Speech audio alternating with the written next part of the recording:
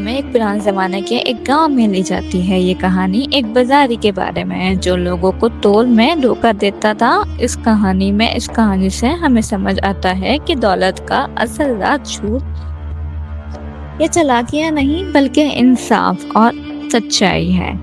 गांव में करीम नाम का एक मशहूर बाजारी था। उसके पास बड़ी दुकान थी, सामान का ढेर था और लोग सोचते कि करीम बहुत ईमानदार है, लेकिन असल में उसका तोल हमेशा कम होता। 1 किलो की बजाय वो 80 ग्राम तोलता और एक्स्ट्रा पैसे ले लेता। गरीब लोग मजबूरी में कुछ कह नहीं पाते। करीम हंसकर कहता, चुप रहो, यही असल तोल है, वरना और कहीं चले जाओ। दिन ब दिन उसका माल बढ़ता गया। उसके घर में सोना, चांदी और जेवर आ गए। लोग समझते थे कि करीम बहुत अक्लमंद है, लेकिन असल में वो सिर्फ धोखा देकर अमीर बन रहा था। इस गांव में अहमद नाम का एक जवान था। उसने एक छोटी सी दुकान खोली। उसका सामान कम था मगर उसका दिल साफ था। अहमद हमेशा बराबर तोलता, चाहे उसे नुकसान ही क्यों ना हो उठाना पड़े।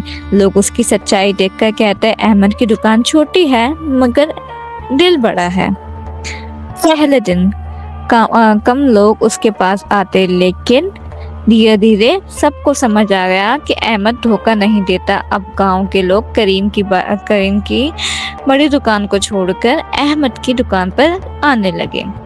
करीम ने देखा कि उसके ग्राहक कम होते जा रहे हैं। उसकी दुकान पर सामान बिकता ही नहीं। वो गुस्से से कहता, ये लोग मुझे छोड़कर अहमद के पास क्यों जा रहे हैं? जवाब बहुत सीधा था, लोग ईमानदारी चाहते थे, धोखा नहीं।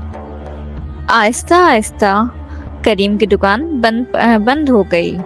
उसके घर में झगड़े होने लगे, बच्चे बीमार रहते और घर के बर्तन तक बिकने लगे। जो आदमी कल तक गांव का सबसे अमीर था, आज कर्जे में डूब गया। करीम ने सब कुछ खोने के बाद अहमद के पास आकर कहा, भाई, मैंने लोगों को धोखा दिया है। अल्लाह ने मुझे सब छीन लिया। मुझे माफ कर दो और सही रास्ता दिखा दो। अहमद मुस्कुराया और बोला, भाई, दौलत का राज धोखे में नहीं, इंसाफ में है। अगर तू ईमानदारी से काम करेगा तो अल्लाह तुझे वापस इज्जत देगा। करीम रो कर तौबा करने लगा। उसने अपना तोल ठीक किया और वापस ईमानदारी से काम शुरू किया। धीरे धीरे उसकी हालत सुधर गई, मगर उसने अपनी पुरानी गलती कभी नहीं भुलाई। दोस्तों, इस कहानी से सबक मिलता है कि झूठ और धोखे से आई हुई दौलत हमेशा ज़वाल लाती है, जबकि ईमानदारी और इंसाफ छोटी कमाई को भी बरकत और सुकून में बदल देते हैं।